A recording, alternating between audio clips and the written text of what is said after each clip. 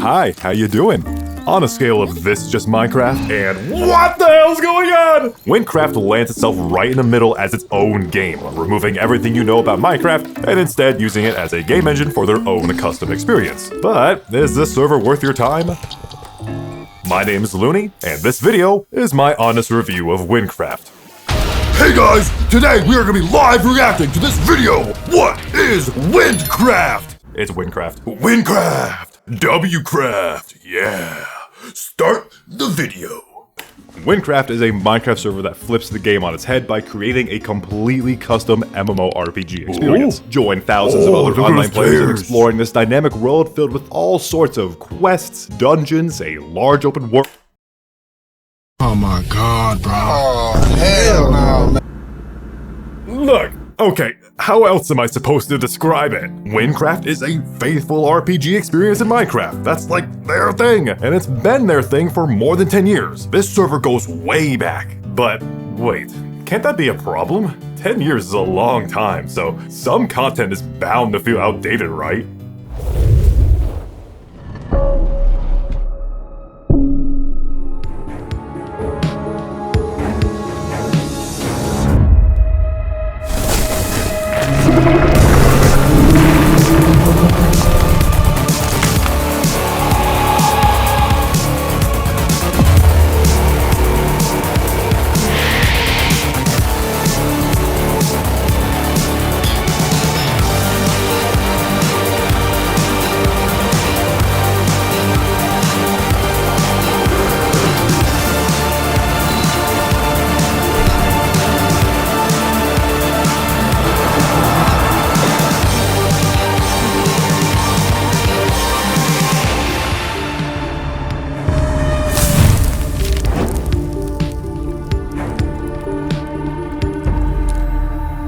Yes, sir! Just when I thought it was out, Wynncraft pulled me back in. Wynncraft has been able to design a very immersive game. There is a large, detailed world to explore, and there's a lot of stuff worth showing off. There are 5 classes, and each one has 3 subclasses called archetypes. The archetypes offer a ton of variety in gameplay, one of my favorites being Assassin's Acrobat. At a low level, the archetype is pretty weak, but once you start unlocking more of its abilities, you can fully experience the archetype's full power, which is literally just flying around. It takes some practice, but I can deal tons of damage without ever having to touch the ground. Each archetype has its pros and cons. Some are better than others. One might be better to start off with, while another archetype is better for endgame. To put it simply, every single class is good enough to beat the game with, so don't worry too much about it. Choose whatever sounds cool and rock it. I'm sure it'll be fine. And if that doesn't work for you, you can eventually swap to a different archetype and maybe that'll work out better for you. After choosing your class, the story begins.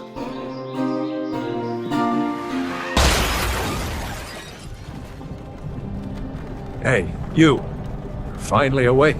You are the classic nameless protagonist with amnesia. And your past might be very important. Ooh, don't care, let's play video games. The game starts with a tutorial, you walk around and talk with NPCs, learn some fairly simple game concepts like loot chests and combat with zombies, learn how to open your ability tree, and you unlock your first spell. After completing the tutorial, the king welcomes you to the Wynn Province, which is one continent in Wynncraft's very, very large map.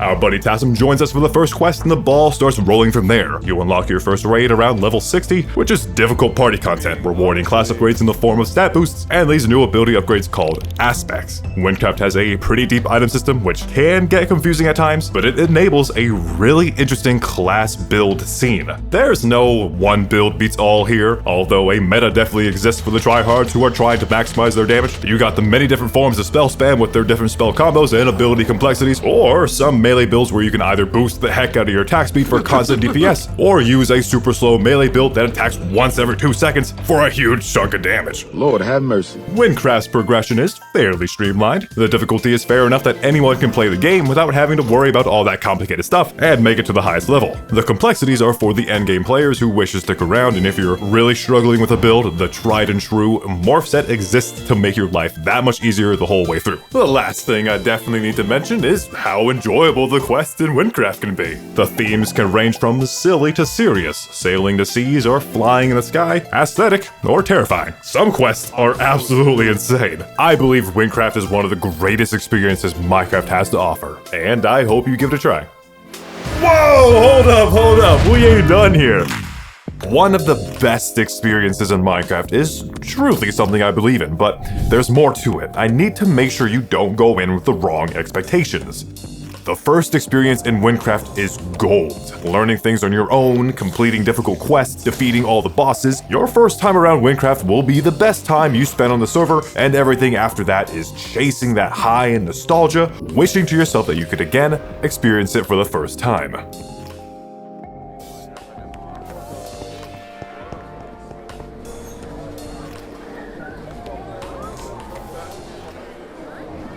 This game is lonely. Single-player MMO is not a rare genre, and Windcraft falls into this category. You play on a server with many other players, but most content is done by yourself until eventually you come across content that requires other people. For most single-player MMOs, a big reason you play through the game and participate with the game's economy is to prepare for the group content. The story and world building are things many players won't care about. It just needs to be coherent and establish a sense of progress. For example, MapleStory, or one you might know, Hypixel Skyblock.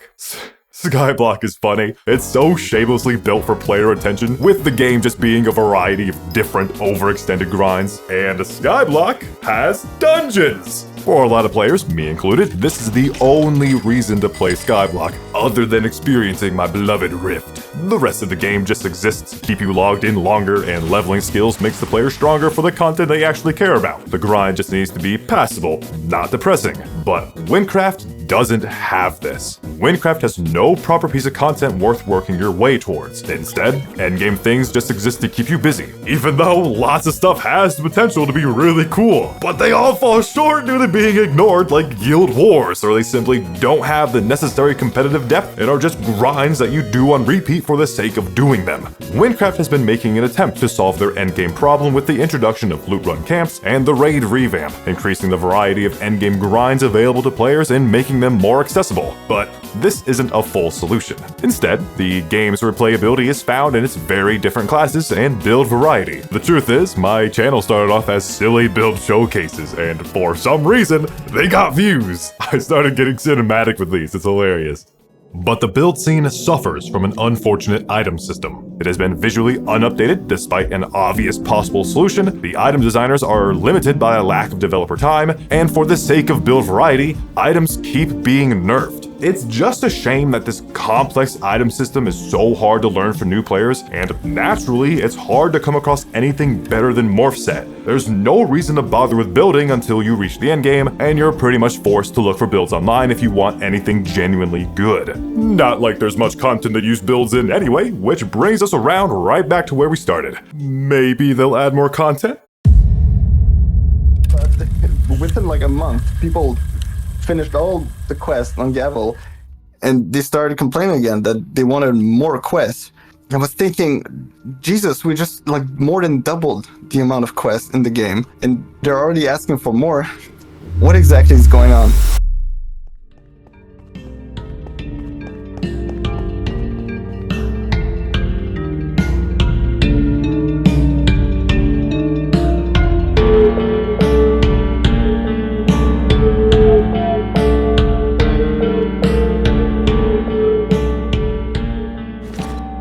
Every live service game has this issue. You reach the end of the game and join into this perpetual state of waiting for new content. And Windcraft has it really bad. Ding dong! Oh, reminder, this is Minecraft. What kind of standards am I supposed to have here? I've already been approaching the server the same way I would an actual MMORPG, which I feel is fair considering the server is for profit, fully monetized through the players, and a few developers earn a living off of it. But there's another extremely important team, the biggest team, dictated by the whims of motivation and availability: volunteers.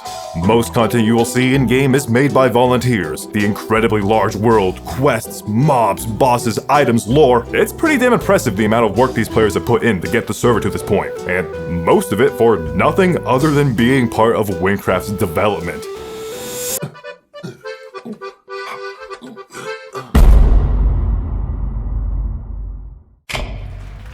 Hello, and welcome to this episode of Things I Don't Like.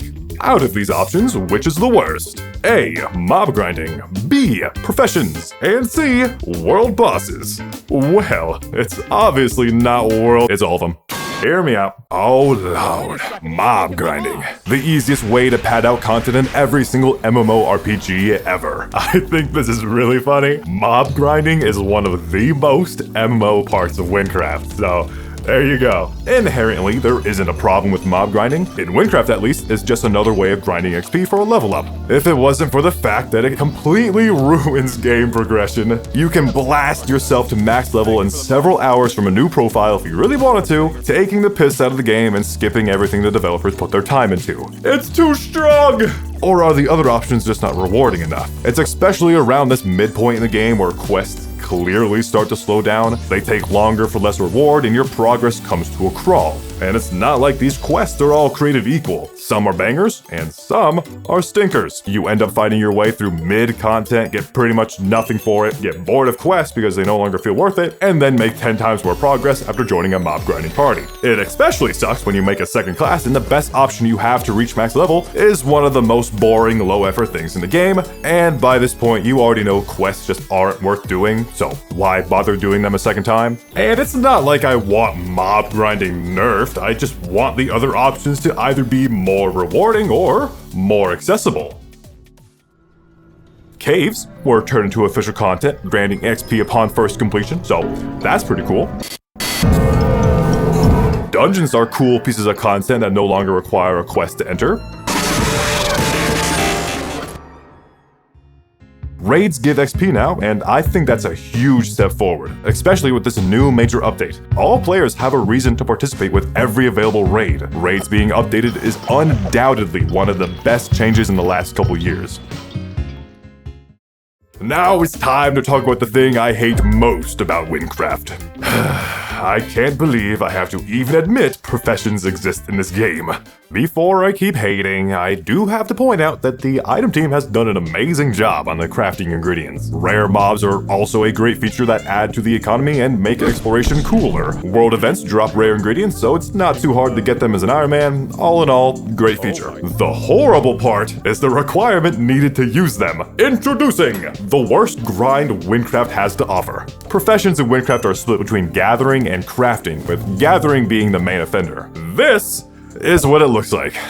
For 4 skills, crafting is not as bad, it's just expensive. The materials you grind along the way are enough to level you through until later levels where you need to spend emeralds or do extra grinding. Overall, the idea isn't that bad. Gathering nodes are built into the world and tools can be purchased from dungeon shops. It has a nice flow to it, except for one massive failure. Time. The major criticism is that the grind is simply way too long, and any normal player simply wouldn't find it worth the effort. Professions, how it's currently poorly implemented, is an endgame venture. There are ways to fix professions, but that's for another video. Don't do professions. Thank you. I'd never even imagined it was possible to talk trash about world bosses, but here we are. I was hyping up the world boss early into this video, and honestly, it deserves it. It's pretty damn cool visually, and seeing all the players come together to fight it is great. Until you realize the world boss is scheduled for when you're sleeping, and the next one in 3 days is while you're at work. Somebody put the damn fries in the bag! And then 3 days after that, you're busy with something, and then 3 days after that, you already stopped caring about the boss. It was originally going to be 7 days. Until they realized it was a bad idea. And it's a world boss, right? Max party size is actually 10 players, and parties are separated into their own fights. The boss fight starts at the same time in every single world. Who could have guessed that this world boss would be a super lag fest? Lag is absolutely horrible. I have a lot of experience when it comes to the Minecraft RPG server niche. I'm an admin of a Discord server that lists a bunch of them with a community full of people who play and develop these games. And the reason I went out of my way to integrate myself into this niche was so that I'd have more insight on this very topic. Simply put, Windcraft is the highest quality RPG project within Minecraft. But outside of Minecraft? I wouldn't know. I was missing insight on the realm of MMORPGs. So guess what? I played the hell out of some games, brother! I was just cutting loose and playing whatever, but let's ignore that. This little side journey did bring about some epiphanies. The popular game design world of maximizing player retention and attention is a wild west of many perspectives and directions. Live service games are constantly updated with new content, features, events, whatever, with the goal of growing their community and keeping their players engaged. You can play these games for hundreds, thousands of hours. And here's a theory of mine. People want to find a game they can play forever. New subject. There's definitely a problem in regards to quality versus quantity when it comes to normal games versus live service projects. I only played one shot for 4 hours, and that was enough to leave an incredible lasting impression. I beat Hades in 20 hours, and then kept playing for 100% achievements because the game was so damn good. Omori is just as compelling, not due to the gameplay, but instead because of the story and music. I'm sure it's game over for me once I play Undertale, even though I've been spoiled for nearly a decade. Comparing the incredible entertainment value and worth of the hours spent playing these games does not compare to the entertainment value of something like Windcraft. Yet, why is it I've spent well over 1,000 hours playing Windcraft? Probably a mental illness! Impact is my hypothesis. I appreciate and value games and things in general that leave an impact. And unfortunately for me, it seems Windcraft has left a heavy enough impact for me to not give it up. It'll always be something I pay attention to, whether I like it or not. And I don't. Yeah, that's right.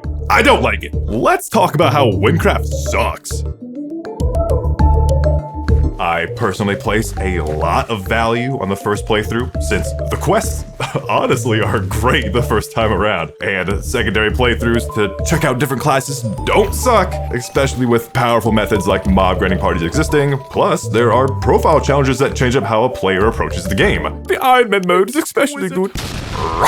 Windcraft feels good to play. When compared to the time I spent playing Classic WoW, I can 100,000,000% say that Windcraft feels smooth. Compared to Classic WoW, where 90% of your time is spent walking incredibly slowly around this incredibly oversized map, it's been a long time since I felt the burden of dying in game. This shit sucks. While the combat in Classic WoW might not feel good, like, at all, it properly establishes the ideal of having roles in a party. DPS, tanks, healers, and the variety of supports, debuffs, interrupts, and game mechanic stuff that increase the overall complexity and cool factor that adds to the accomplishment. Windcraft, on the other hand, everyone is a DPS. Healing is entirely passive, with it baked into the classes. Tanks break the game in a boring way, and focusing on either is throwing because you're not doing DPS. At most, they'd have their role in less impressive content pieces like mob grinding parties or guild wars. Windcraft is not a hard game, but it has its moments. It's casual to a degree, yet has some complexity. But the game just doesn't feel like an MMO. It's more or less an RPG with almost optional co-op features. I kinda talked about this earlier with the dramatic "this game is lonely" thing. The only necessary content piece that requires other players is raids, but yeah, bosses can be killed solo, so don't expect cool party mechanics from Windcraft bosses. Guilds exist. Any other piece of content is optional co-op, and every extra player makes the content that much more easier, since everything is designed to be done solo anyway. Events are pretty cool. They have their own minigames that exist for the sake of fun. But even this isn't safe from another problem I have. Almost all content that allows players to get together is combat. There is some stuff you can do as a group, and one they just recently added too, called Outer Void. That's pretty much high-level Seavale Reef with custom weird gravity movement, and it makes for chill entertainment. I really enjoy it, honestly, but it isn't group content. I mean, you can do it as a group, but it's more like Windcraft's version of Subway Surfers. Amazing stuff! I'm very happy they added this. There's another piece of content in a similar situation, and it's the spawn of Satan: Professions. I've already talked about how Professions sucks. The gathering system is a lame excuse for content that disgustingly disrespects player time, going against what you would expect from Windcraft. Everyone likes to talk trash about Hypixel Skyblock, but at least that server figured out Professions can be fun when it's different content instead of the same boring, mind-erasing click and wait.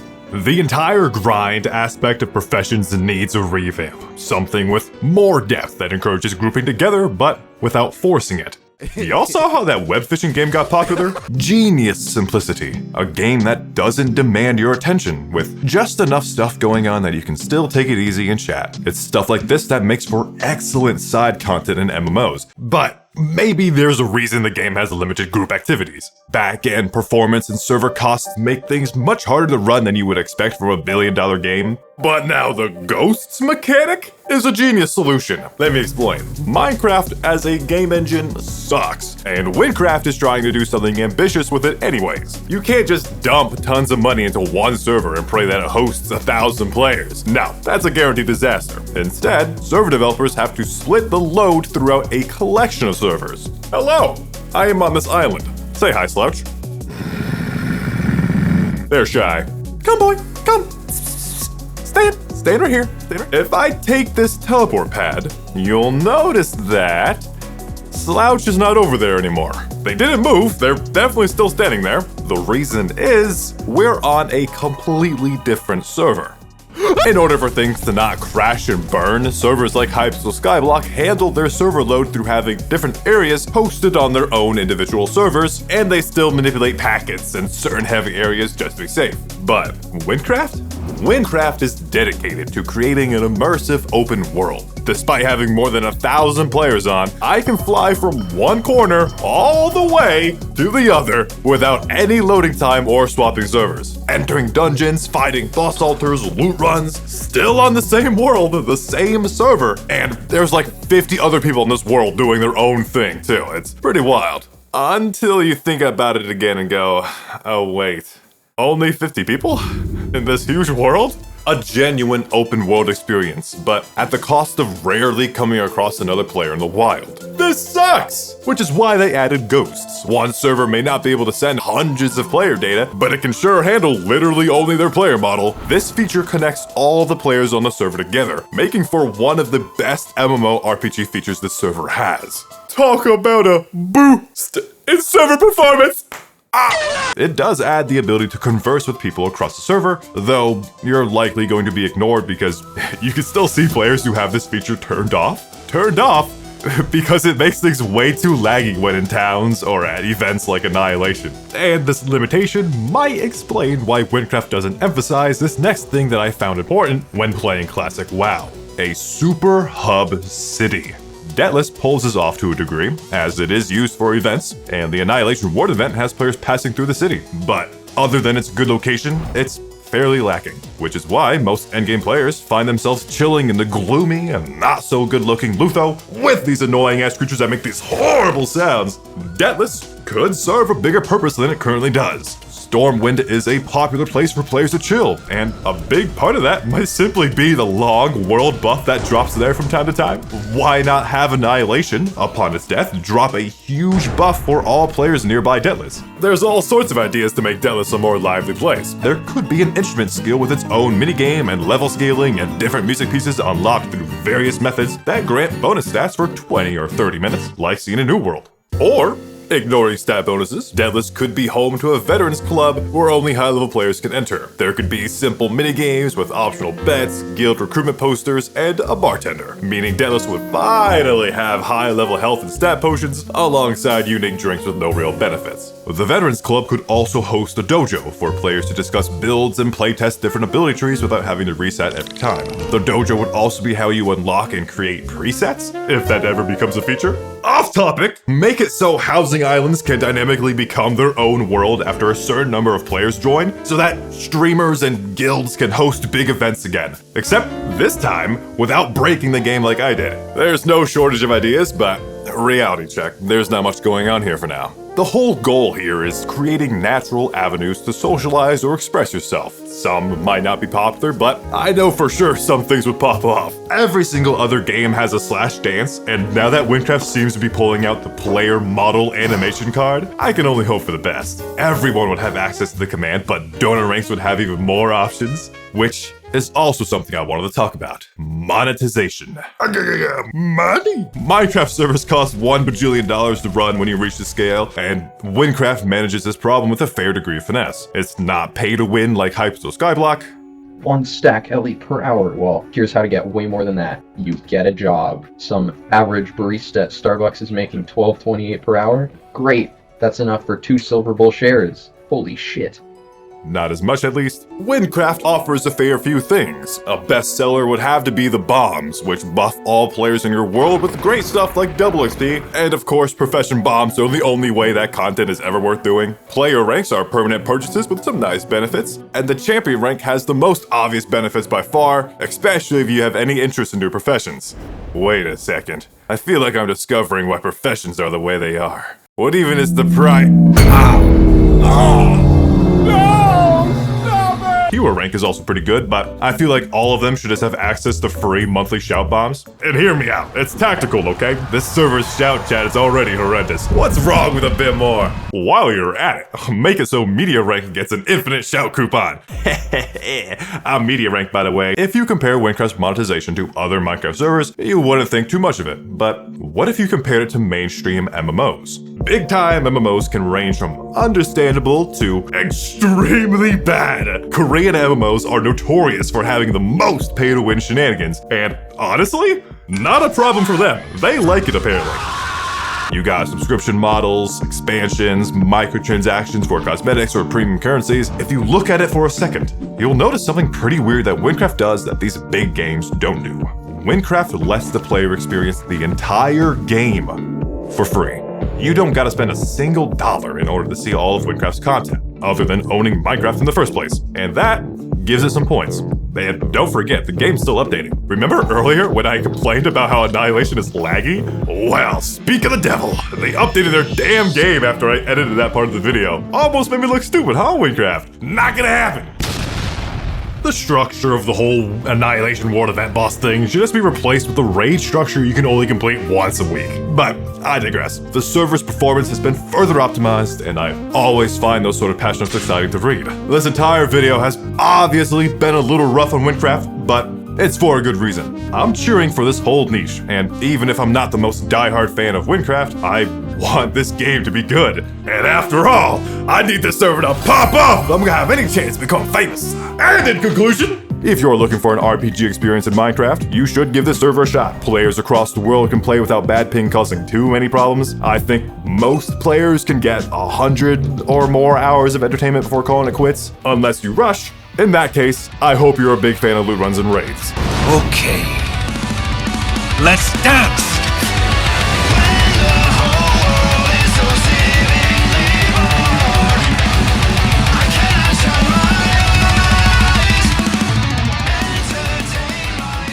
I'll see you down in the comments. Thanks for watching.